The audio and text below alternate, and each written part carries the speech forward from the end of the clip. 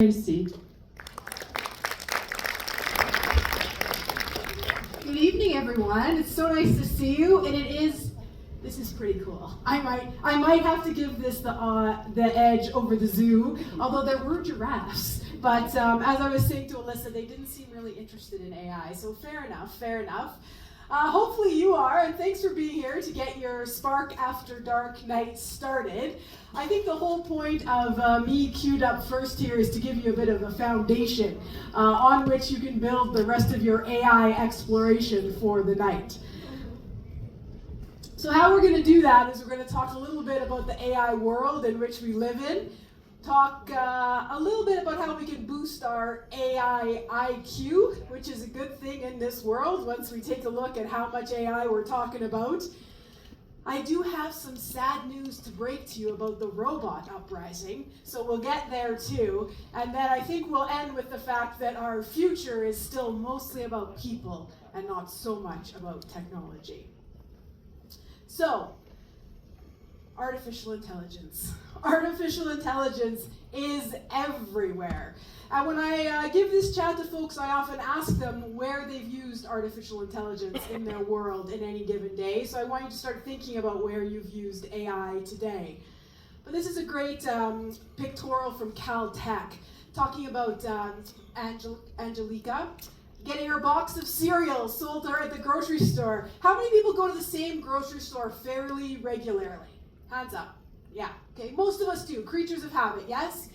How many people have noticed that the things that they like to buy at the grocery store seem exponentially more conveniently placed? Have you ever been walking along in the grocery store only to see that the cereal or whatever you've bought and the treat you've succumbed to at the grocery store always seems either to be conveniently placed at the end of the aisle or at the checkout? Right? That's because grocery stores are using AI to track their customers. And I'm not talking about on a national, what should we order for all the grocery stores across the country. I'm talking about what do the people who come to this grocery store buy most often? How often do they buy it? What time of day do they buy it? And then not only that, the AI tells the folks working in the grocery store where to place the products so that we're most likely to pick them up and put them in our cart.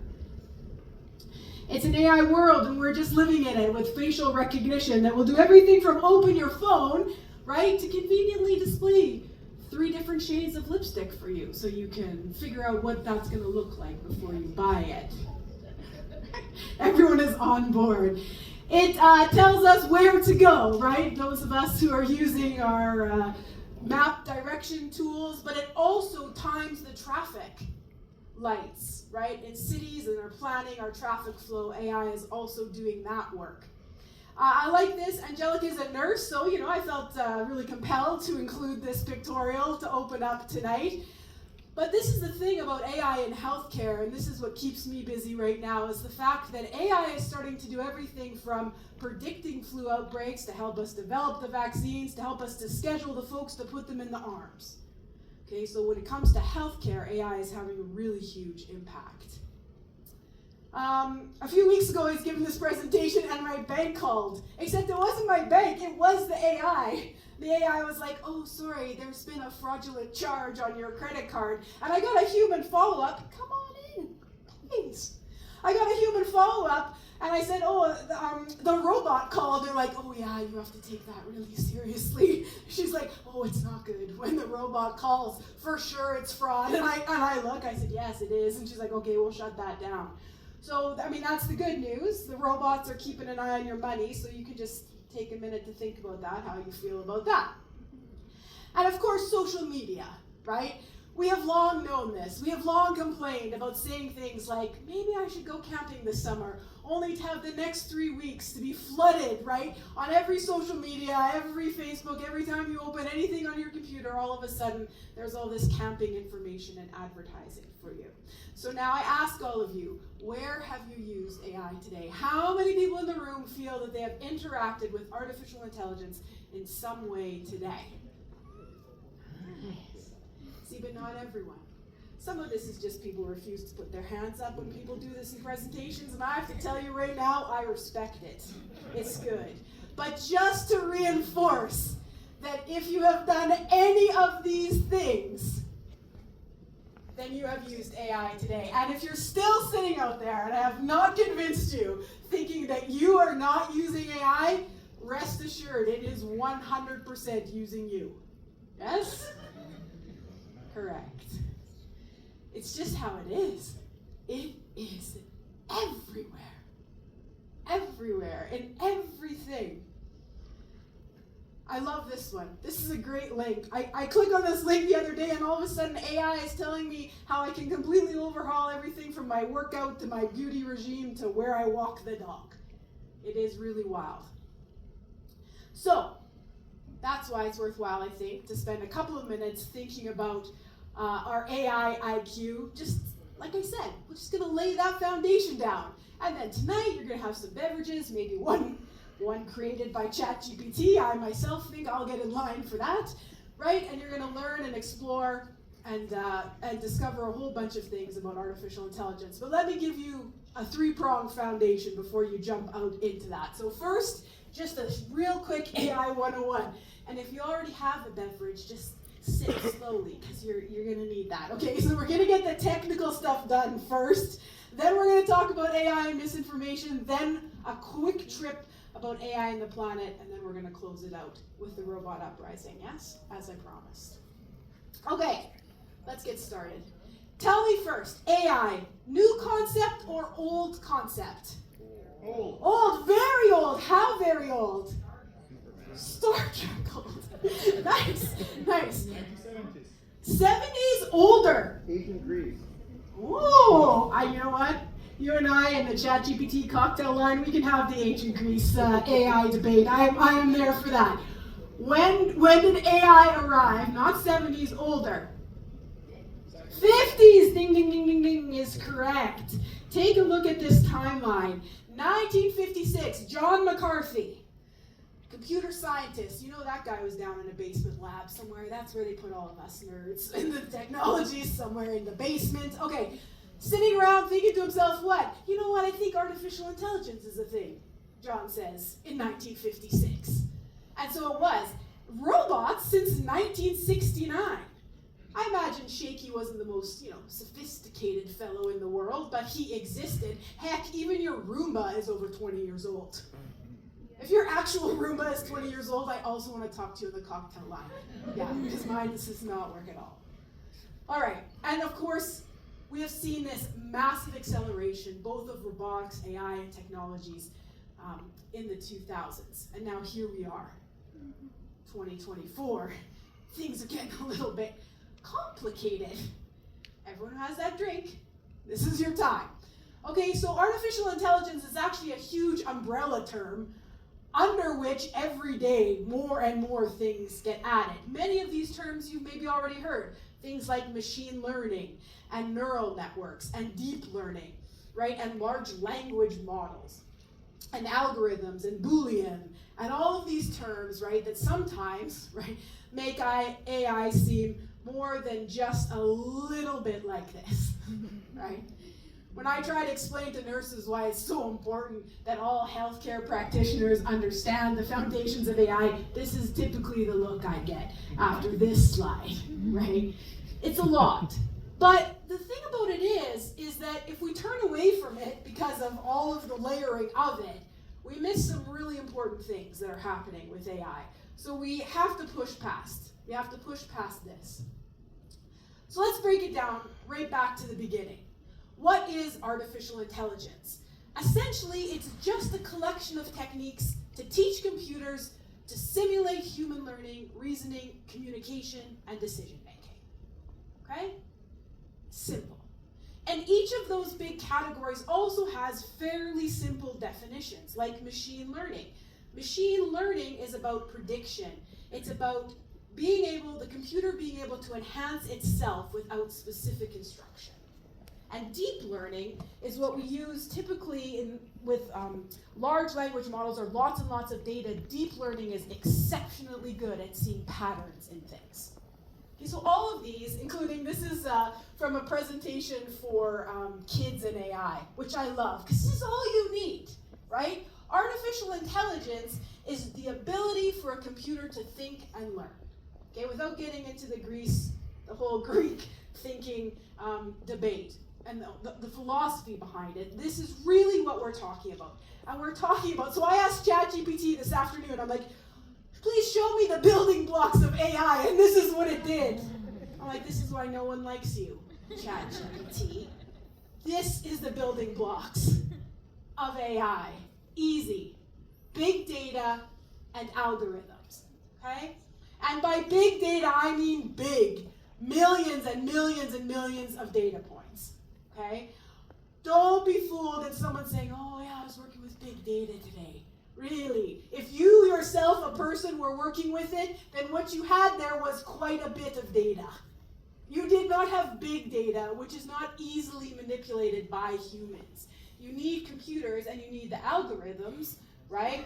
Algorithm, long time principle of math, right? Calculating things. Big data and algorithms is what power AI is. Don't be scared by big data and algorithms. Come right on in. We're gonna blow past that onto something. The robot uprising is next. Don't even worry.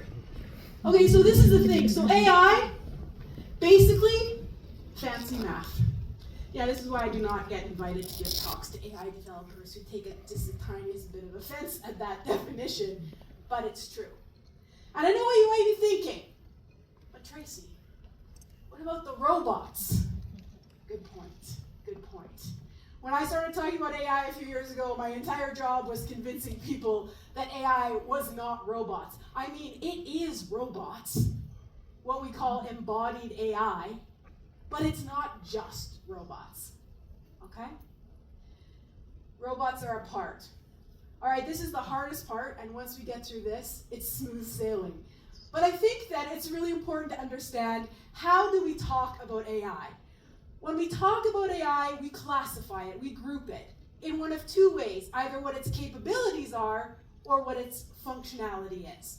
So let's take a quick look at each, and we're going to start on the capability side first, with narrow AI, general AI, and super AI.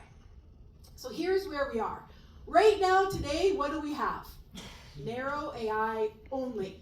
Do not believe the hype that general AI is right around the corner. This prediction that it would be in 2040 is generous, okay? So what we have is narrow AI. What is narrow AI? Well, it's a computer, the data, the algorithm, basically doing one thing and doing it really, really, really well. Okay, it does not have cognitive thought. It doesn't veer off too far on its own. Although, of course, with some machine learning, right, it can learn. But what it learns is the specific task it's been given. It doesn't just think to itself, oh, I'd like to do a whole new task today, and then start that. Okay, that would be more artificial general intelligence. And then there's the super intelligence. This is the Will Smith iRobot moment, right? This is the singularity. Okay, this is not happening.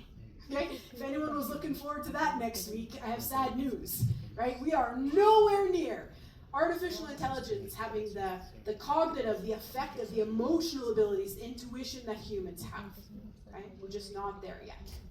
All right, so how do you remember this? Because this is actually the most common. Of the two ways to classify, capability is the most common.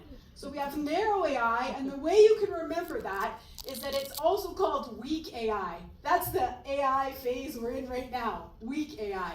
General AI, which is more human capability, is what we call strong AI. I actually think this is kind of mean. I'm actually kind of glad AI doesn't have feelings right now, because this seems a little bit rude, but this is how we call it. So weak AI is the era that we're in.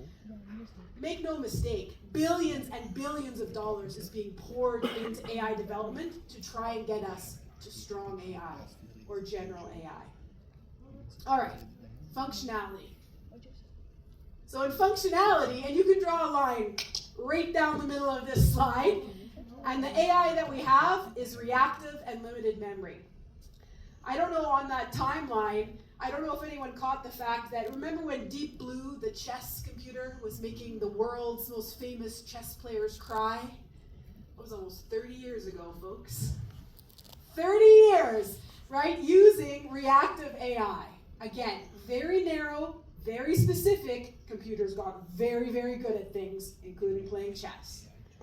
On this, if you're looking at this type of AI, most of the world right now is running on limited memory AI. This is what is bringing us, not very successfully, self-driving cars. What powers Siri and Alexa is limited memory AI. Lots of machine learning here. Okay, lots of the ability to improve upon itself, but not to cross this line into theory of the mind, where you would understand human emotion, where it can predict things, again, where it could change course and do something new on its own. And self-aware is the equivalent to the singularity or to super AI, right? This is a dream, or for many people a nightmare, right? But also not something that we have to lose sleep on. Let us recap. Yes, we have. Absolutely. For sure. Most common use of AI right now. Do not believe the startup hype. This is not happening yet. We are not at general AI. We are not at theory of the mind. And we absolutely are not, in our lifetimes, for sure, going to see this kind of AI. Okay? Good?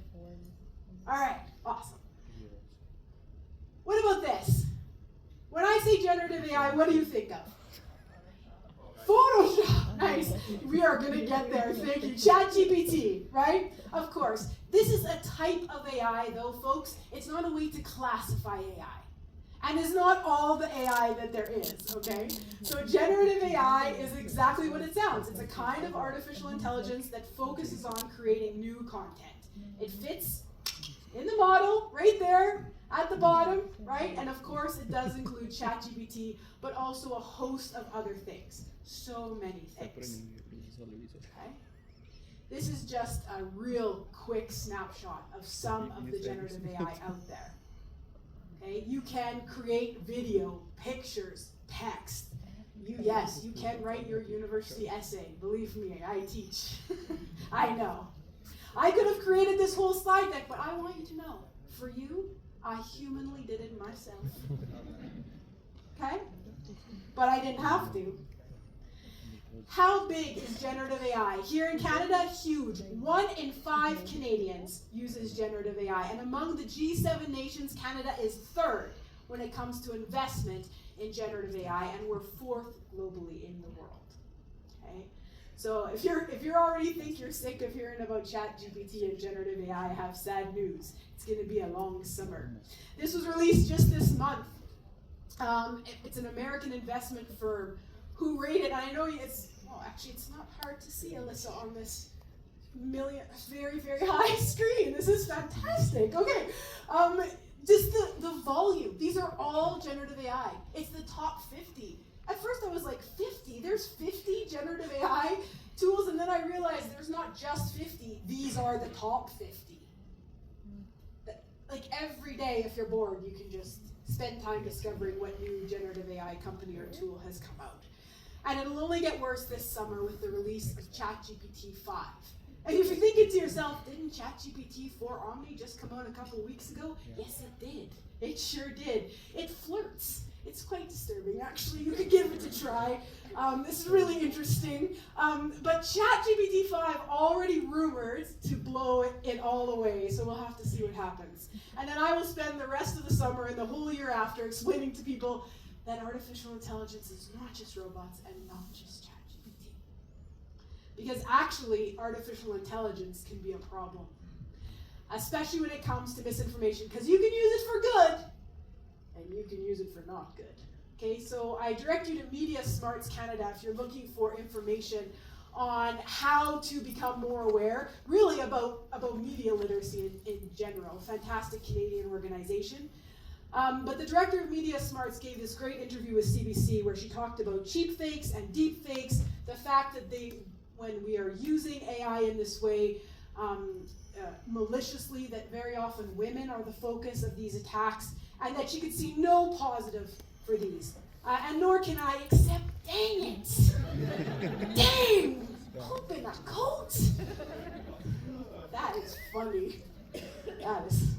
Okay, so obviously, if you're not aware, the Pope did not wear this fantastic coat. It is a cheap, what we would call a cheap fake or Photoshop. It's not just this image. There's like 20 angles. You can create an entire runway slideshow of the Pope in this fantastic coat. I may or may not have done this, but you know, everyone enjoyed this moment, right? We enjoy things like this. Sadly, in true tech fashion, this video will not play. I'm just gonna pop back, and I want you really quickly when the photo comes up to see if you think those are the actors from Back to the Future. Oh, now it's not even gonna do it at all. Okay, well, I will tell you that you can look at the video, and you will discover that subbing in Robert Downey Jr. and Tom Holland into Back to the Future was frighteningly convincing. It's honestly worth a YouTube search and bring it up and take a look. It is so well done that it takes you so long into the clip to realize that it's not Michael J. Fox and Christopher Lloyd. So that's a very fun use of deepfake, like Pope in a coat. But this, not so much. Thankfully, this young lady was safe on a ski trip. But I don't know how many parents in the room? Parents, if you heard your child's voice on a phone line, would you not be absolutely certain that it was your child? As I raised 2 sons, believe me, those voices are burned in my brain for all eternity. Right? This mother was also convinced, except it was not her daughter, as I said, who was safe, but a brilliantly created deepfake extortion audio clip to make her think that she needed to send the money immediately. So, it's not just that. As a nurse, I can't leave here without telling you that the World Health Organization recently warned against the use of AI in creating health disinformation or misinformation. And Tim Caulfield, great Alberta boy, a guru in misinformation, has really shared a lot around this and the fact that AI is being used to create this misinformation. So these researchers it took them just over an hour, and they had 102 blogs and 20 very convincing images, targeting all kinds of different populations on all kinds of subjects, all of it wrong. Okay, so these are the things that keep me up at night a little bit when it comes to AI. That and the planet. This is Kate Crawford and Eric Topol. Eric Topol's highlighting the fact that Kate wrote this article in February, both AI gurus in their own right. Let me just blow up the fine print for you there. And check out these stats about ChatGPT and the planet. ChatGPT is already consuming the energy of 33,000 homes. Each search that we do using Gen AI takes 4 to 5 times the energy of a conventional web search. It takes a huge, massive amount of water to cool the computers that do run AI systems in development. In fact, to train ChatGPT 4 Omni, it took 6% of the Iowa district's water in which the data center that it was in was being used. Now, there is one estimate that says by 2027, the global demand for AI water will be half of all water currently used in the United Kingdom. Great question. Is it recycled water? Not all. You can ask the people in Iowa who sued OpenAI about their lack of water. Right? But also, you know, the folks who do developing of things like ChatGPT are also investing in things like nuclear fusion, and that's a whole other spark after dark night. But it's also not the immediate solution. Thoughtful, right, more planetary-friendly development AI is the solution. Okay, we are running short on time, so I'm going to wrap this up for you. By the way, these are 2 really great books you could read on AI by Eric Topol and Kate Crawford. Deep Medicine, if you're interested in the health take, and Kate Crawford's Cloud Atlas of AI, which is a fantastic kind of general book. So let's talk about the robot uprising. Doesn't look too bad. Kind of friendly, kind of a throwback to steampunk night, right? Except this morning I asked ChatGPT to show me robots collaborating together. And this is what it said. I'm sorry, what are they collaborating on exactly? Because it looks like the extinction of someone. I'm like, what? This is, I feel like, this, I'm here for this. No, I don't know.